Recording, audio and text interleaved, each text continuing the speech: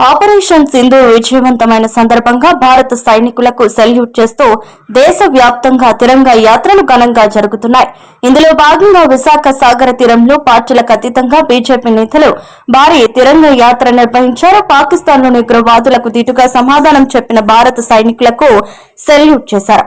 ఈ సందర్భంగా భారత సైనికుల ధైర్య సాహసాలను కొనియాడారు. దేశ ప్రజలంతా సైనికుల వెంటే ఉంటామని చాటి చెప్పారు. సాగర తీరంలోని ఆర్కే బీచ్ నుండి పార్క్ హోటల్ వరకు జరిగిన స్థిరంగా యాత్రలో భారీగా ప్రజలు పాల్గొన్నారు. మన విశాఖపట్నంలో తిరంగ ర్యాలీ ప్రోగ్రాం పెట్టుకున్నాం. కుల మతాలకు సంబంధం లేకుండా అందరూ భారతీయులు ఒకటే అని చెప్పి హిందూ, ముస్లిం అలాగే సిక్ అందరూ కూడా ఇక్కడికి రావడం జరిగింది. ఎందుకంటే మొన్న పహల్గాం దాడికి ఏదైతే జరిగిన ఉగ్రవాద దాడిని ఖండిస్తూ ఉగ్రవాద స్థానాలు పేల్చిన వెంటనే పాకిస్తాన్ మన భారతదేశం మీద యుద్ధం ప్రకటించింది. కానీ మన శాంతియుతంగా వాళ్ళు పంపిన క్షిపణులైపోయి వాటిని మనం తిరిగి వాటి మీద ధ్వంసం చేసింది తప్ప మన సామాన్య పౌరులకు వరకు కూడా నష్టం కలగకుండా చేసింది.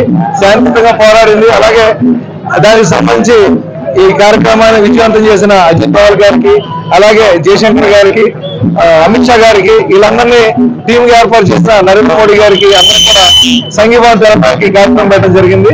ఇది అందరూ ఒకటే, ఇండియా ఇస్ వన్, అందరం కూడా ఇండియాలో సపోర్ట్ గా తిరుగుతామని చెప్పి చెప్పడం కోసం ఈ జెండా ప్రోగ్రాం పెట్టడం జరిగింది. Thank you very much.